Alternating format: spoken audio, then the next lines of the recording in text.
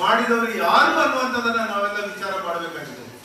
ಅದನ್ನ ಇವತ್ತು ಇಲ್ಲಿ ಹೇಳಿದ್ರೆ ಅಪಚಾರ ಆಗ್ಬೋದು ಅನ್ನುವಂಥದಕ್ಕೆ ನಾನು ಅದನ್ನ ಹೇಳಲಿಕ್ಕೆ ಬಯಸೋದಿಲ್ಲ. ಆದ್ರೆ ನೀವೆಲ್ಲ ಓದಿದ್ರಿ, ನೀವು ಟಿವಿಯನ್ನ ನೋಡಿದ್ರಿ, ಪೇಪರ್ ನಲ್ಲಿ ನೋಡ್ತಾ ಇದ್ರಿ.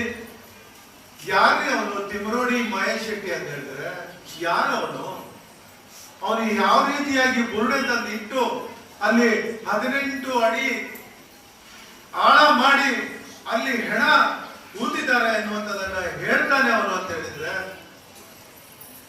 ಈ ಅಧಿಕಾರಿಗಳು ಏನ್ ಮಾಡ್ತಾ ಇದ್ರು ಅನ್ನುವಂಥದ್ದು, ಏನ್ ಮಾಡ್ತಾ ಇದ್ರು ಅನ್ನೋ ಯಾರವನು ಇನ್ನೊಬ್ಬನು ಸಮೀರ್ ಅಲ್ಲ, ಸಮೀರ್ ಯಾರು ಇವರೆಲ್ಲ? ಯಾರು ಇಂಥವ್ರನ್ನ ನಮ್ಮ ಸರ್ಕಾರದವರು ಕಂಟ್ರೋಲ್ ಮಾಡ್ಲಿಕ್ಕೆ ಆಗೋದಿಲ್ಲ ಅಂತ ಹೇಳಿದ್ರೆ ನಾಚಿಕೆ ಪಡ್ಬೇಕಾಗ್ತದೆ, ನಾಚಿಕೆ ಪಡ್ಬೇಕಾಗ್ತದೆ.